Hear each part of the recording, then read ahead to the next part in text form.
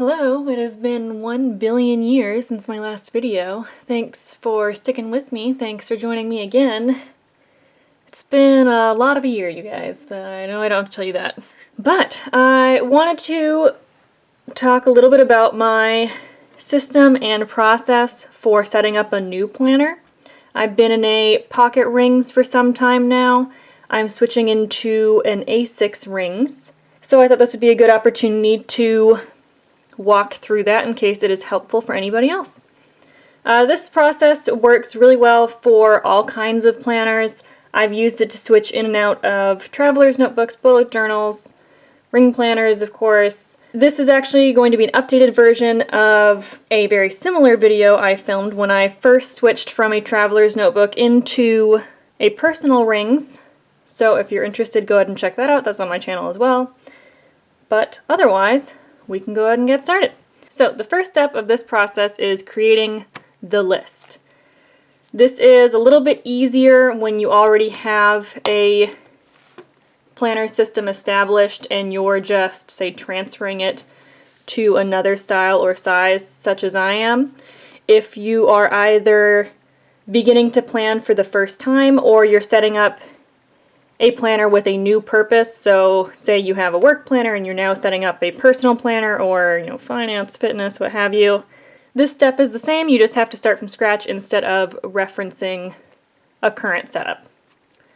But in my case, what I do is I look through and consider my current setup, what's working for me, what could use a little improvement, and then I figure out ways to transition that into the new planner. So here is my list.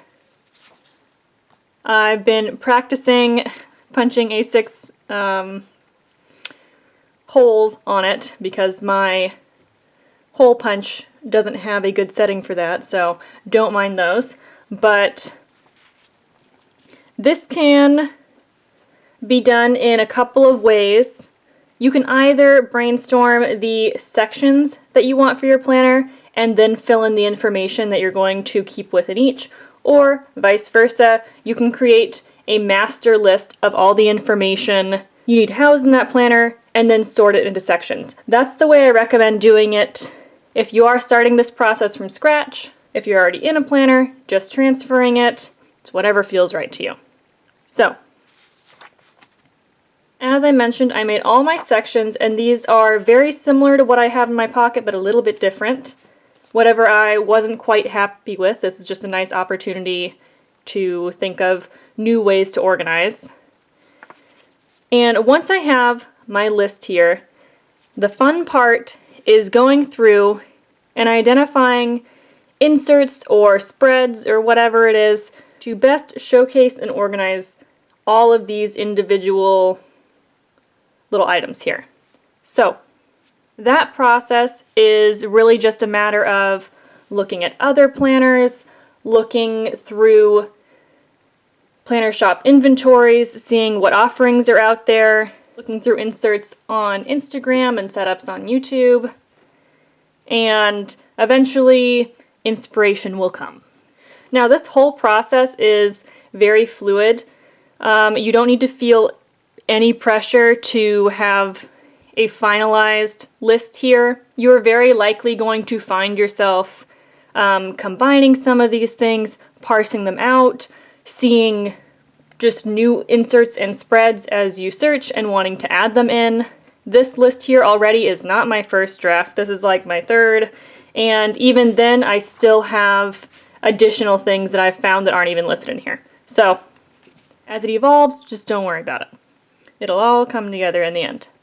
But as I find just the right insert for all of these items, I print it off, I use printables, and then I check it off here. So I have the majority of these, still have a couple that I have to figure out. Sometimes I will jot down next to it kind of my ideas for it, or maybe some different options that I've found.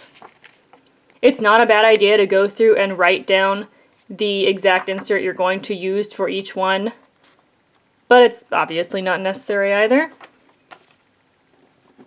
Once I have gathered a good chunk of my inserts, I have this very satisfying pile here that I put together. So I separate them with sticky notes that reflect my sections, and even then, for example, my 5th section on my list was titled Projects. Here I changed it to Miscellaneous. That might change again once I put in the dividers in my planner. The whole purpose of this process is just to really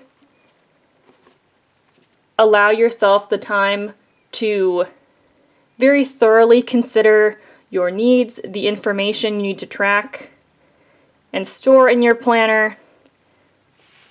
So it is intentional that it changes with each step and sort of evolves along the way. But anyway, I have my sections here, and then as I add inserts in them, I have just been writing them on the sticky note here. Another way to do that, and this is actually how I did it when I filmed the earlier video I mentioned from Traveler's Notebook into Rings for the first time, I use sticky notes for my sections and then page flags for my subsections to further organize and divide it just to see how all this information was fleshing out. Just another good way of doing that and visually representing how much you've gathered here. This is also a nice way to visualize the size of your sections and generally the room you'll need within a planner. If at this point you are, say, considering ordering a planner, but you don't know what size rings you need, this is a good way to kind of give it a test run and get an idea of just how much space you need. In my case, I have already ordered my planner and it's tragically not here yet, but what's really nice about this system is that firstly, it allows me to be just ultra prepared for when I am finally ready to set up that planner.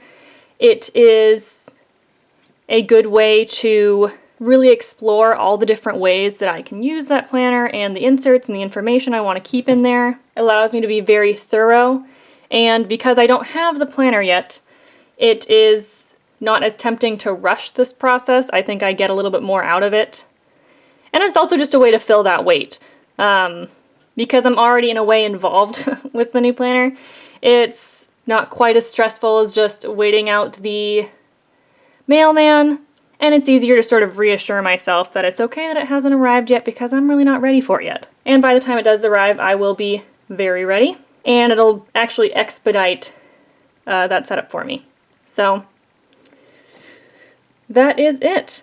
Once that planner is here and I do set it up, I will film a more in-depth flip through, but until then, this is just an overview of how the prep work goes. As always, any questions, suggestions, please feel free to comment. And otherwise, thanks so much for watching.